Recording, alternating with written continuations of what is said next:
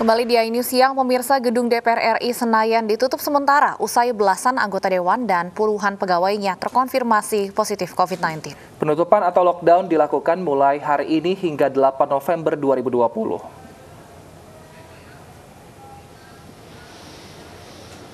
Sterilisasi dengan penyemprotan disinfektan mulai dilakukan hari ini secara rutin, setidaknya seminggu sekali hingga masa persidangan baru dimulai. Penyemprotan difokuskan di Gedung Nusantara 1 dan 2 DPR RI, lebih dari 500 ruangan, diantaranya ruang rapat dan ruang kerja anggota dewan. Ditutup selama masa reses hingga 8 November 2020. Tidak akan ada aktivitas yang dilakukan di Gedung Nusantara 1 dan 2 DPR RI. Seluruh anggota dewan menerapkan work from home.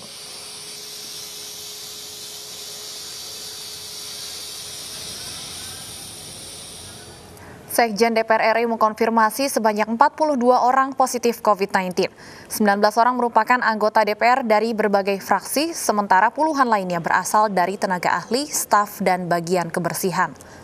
Jumlah 19 orang ini adalah jumlah minimal karena terdapat beberapa anggota lainnya yang positif setelah tes swab, namun tidak bersedia diinformasikan. Yang pertama, memang kami memiliki data itu sekitar 40, saya nyebut sekitar 40 ya, itu 18 itu dari berbagai fraksi, kemudian sekitar 22 ada dari TA, tenaga ahli, ada staf ahli, ada cleaning service, ada juga pegawai. Jadi itu keseluruhan pun itu jumlah yang disebutkan 40, yang 18 anggota pun itu adalah sebenarnya jumlah yang minimal. Karena ada juga anggota-anggota yang menyampaikan secara pribadi ke saya langsung bahwa positif setelah diswab tapi tidak mau diinformasikan. Untuk informasi selengkapnya sudah ada Yosefina Damaris di Gedung DPR RI Jakarta. Yosi, sampai kapan rencananya Gedung DPR akan ditutup dan bagaimana proses sterilisasinya? Ya, Wilson, Stephanie, dan juga pemirsa, tadi sterilisasi dimulai pada pukul 9 waktu Indonesia Barat di Gedung DPR RI Senayan Jakarta ini difokuskan di Gedung Nusantara 1 terlebih dulu. Kenapa Nusantara 1? Karena puluhan orang yang dinyatakan positif COVID-19 di lingkungan DPR RI ini bermula di Gedung Nusantara 1. Ada 24 lantai yang terdiri dari 500 lebih ruangan yang akan dilakukan sterilisasi, baik itu ruang rapat dan juga ruang kerja anggota dewan. Kemungkinan baru akan selesai dilakukan sterilisasi pada malam hari nanti. Keterangan Sekretaris Jenderal DPR RI, Indra Iskandar, tadi menyebutkan bahwa upaya sterilisasi ini akan dilakukan secara rutin, maksud kami setidaknya seminggu sekali setiap hari Senin hingga masa persidangan selanjutnya. Untuk penutupan atau lockdown ini sendiri memang sudah sesuai dengan Peraturan Gubernur Nomor 88 Tahun 2020 tentang penanganan ataupun pelaksanaan PSBB dalam penanganan COVID-19 di DKI Jakarta, yang tertulis di dalamnya bahwa kegiatan perkantoran harus dihentikan setidaknya selama 3 hari. Tapi kalau dari pihak DPR RI ini sendiri, lockdownnya ini akan dilakukan selama masa reses hingga 8 November 2020. Selama ditutup memang tidak ada aktivitas yang berlangsung di Gedung Nusantara 1 dan juga Nusantara 2 karena akses di sana ditutup secara total, ada penjagaan ketat juga oleh petugas yang bersiaga di sana.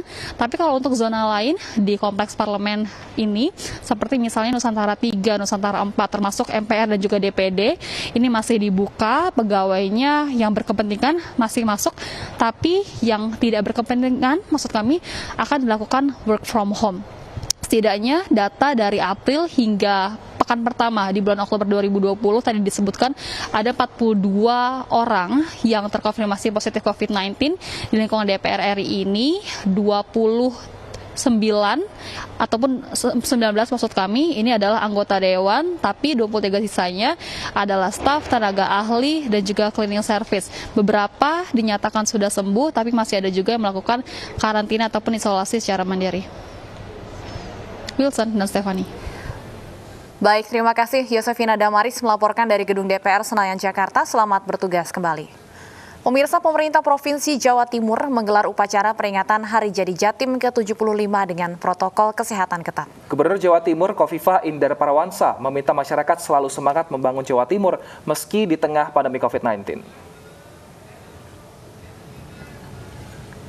Upacara peringatan Hari Jadi Jawa Timur ke-75 digelar di Gedung Negara Gerahadi Surabaya. Upacara diikuti oleh sejumlah undangan dan peserta dalam jumlah terbatas dan menerapkan protokol kesehatan. Dalam sambutannya, Gubernur Jawa Timur Khofifah Indar Parawansa menyampaikan rasa terima kasihnya pada semua pihak yang berkontribusi bahwa Jatim tidak berada di zona merah COVID-19. Khofifah pun meminta seluruh pejabat dan masyarakat tetap disiplin menerapkan protokol COVID-19 dan tetap semangat membangun Jawa Timur.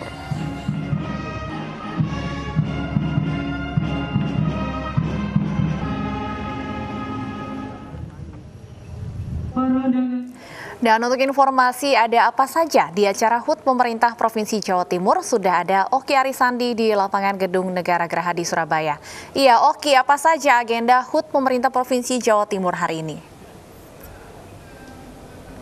Baik, selamat siang Deta, Wilson dan juga pemirsa. Hari ini 12 Oktober 2020, Jawa Timur merayakan hari jadinya yang ke-75 tahun. Dan tadi sudah digelar upacara peringatan Hari Ulang Tahun Jawa Timur ke-75, di mana memang upacara hari ini tentu berbeda dengan tahun-tahun sebelumnya. Jika di mana HUT Jatim sebelum-sebelumnya selalu melibatkan euforia masyarakat, memberikan hiburan kepada masyarakat, namun tahun ini di ulang tahunnya yang ke-75 karena di tengah pandemi COVID-19, maka pemerintah Provinsi Jawa Timur pun menerapkan protokol khusus dan juga protokol ketat untuk mencegah terjadinya penularan. Salah satunya adalah bagi mereka saja yang diundang di gelaran upacara HUT Jatim ke-75 ini terbatas, hanya 150 orang saja, dan juga sebelum mereka masuk ke Gedung Negara Gerahadi, sebelumnya mereka harus dilakukan rapid test dan dipastikan hasilnya non-reaktif. Tentu hal ini untuk mencegah hal yang tidak diinginkan seperti adanya penularan COVID-19 di Gedung Negara Gerahadi Surabaya. Dan tadi kami juga sudah menyimak bagaimana pidato saat upacara dari Gubernur Jawa Timur yang menyampaikan meski kita di tengah pandemi COVID-19, semangat masyarakat dan juga seluruh pejabat terkait untuk bisa membangun Jawa Timur lebih maju harus tetap disemarakan. Dan berikut cuplikan pidato Gubernur Jawa Timur Khofifah Indar Parawansa saat gelaran upacara HUT Jatim ke-75 pagi tadi.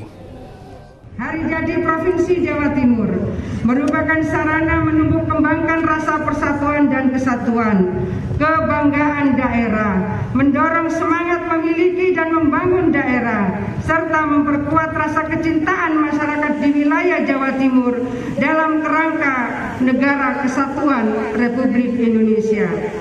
Selaras dengan semangat yang digelorakan pada perayaan Hari Ulang Tahun Kemerdekaan RI ke-75 tahun 2020, yaitu Indonesia Maju, maka tema yang kita ambil pada peringatan Hari Jadi ke-75 Provinsi Jawa Timur tahun 2020 ini, semangat Nawabakti Satya untuk Jawa Timur Maju. Mengusung tema Semangat Nawabakti Satya untuk Jawa Timur Maju, tentu pemerintah Provinsi Jawa Timur juga telah menyiapkan 9 poin penting untuk memajukan Jawa Timur dan meminta masyarakat untuk turut serta dalam memajukan Provinsi Jawa Timur lebih maju.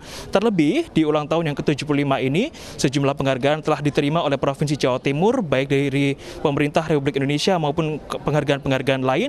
Dan tentu hal yang paling penting adalah di mana di peringatan HUT Jatim ke-75 saat ini, Jatim telah terbebas dari zona merah COVID-19.